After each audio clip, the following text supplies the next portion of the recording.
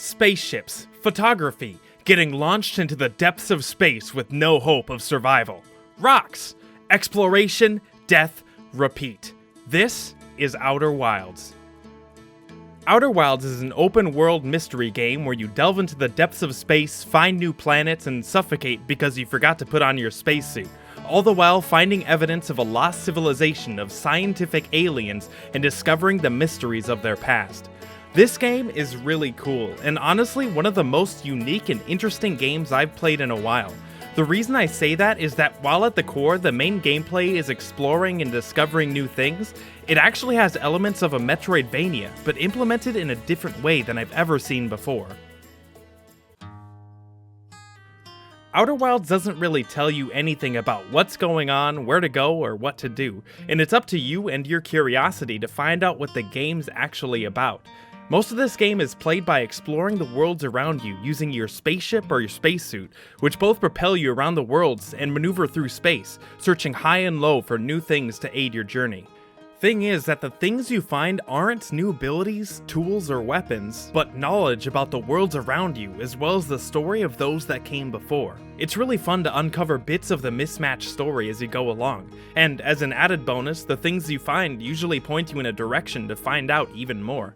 Usually in your exploration, you find this knowledge in the ancient ruins of a past civilization, whether it be scrolls, squiggles on walls, or magic tablets that make you trip out for a little bit. If you're playing this game, be prepared to read, because there's a ton of text in it. Every bit of text you find fills in a bit of the story, but usually it's pretty hard to figure out where it's all taking you. You can usually be sure though that wherever it takes you, it's gonna be weird and awesome. An example is this water world where the tornadoes circling it lift the islands on it into space, and then they drop down, and if you're not careful... And this is where the game gets really cool. When you die, you start in the same spot at the same time that you first started the game. You're stuck in a time loop, and there's a limit to the time you have per life.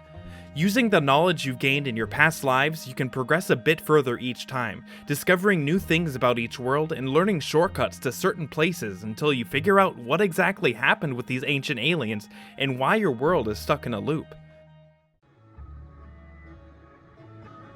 Deciphering what you find is a big challenge in this game. Most of the text you find is super cryptic and hard to follow. Luckily, you've got a tracker in your ship that keeps track of everything you've found. This thing is great, and it enables you to pinpoint a certain objective and go for it. Otherwise, things would get way too overwhelming. This mechanic also makes the game super casual friendly. You can come back to the game anytime, and all you've got to do is consult your trusty tracker for where you left off. It's really nice.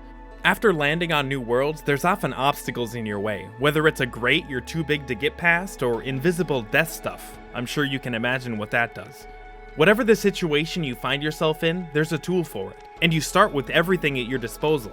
Grate in your way? Shoot a scout over it to see if there's a different way through. Invisible death stuff getting you down? Snap a picture and it'll show you where not to go. On top of that, whenever you find yourself in a situation where you need to use a tool, it automatically pops up, a simple feature that I loved. Your most useful tool though is your spacesuit, as long as you remember to put it on.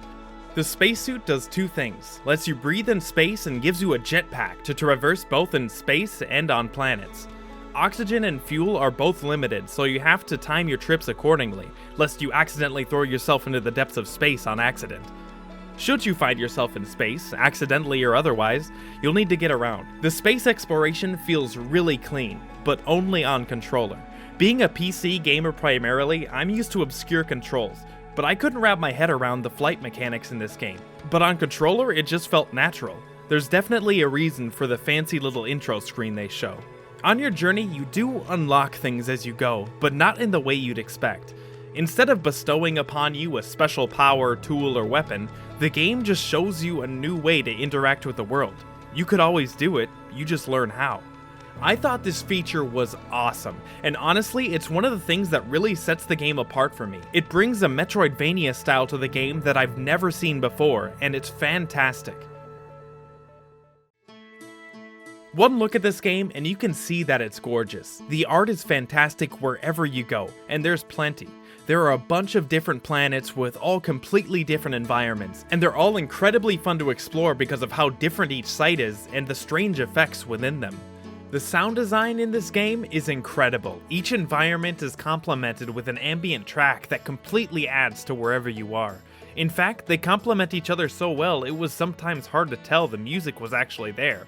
It just belonged. One tune really stands out from the rest though. Listen to this one and you already know it's catchy as hell. I can't get it out of my head.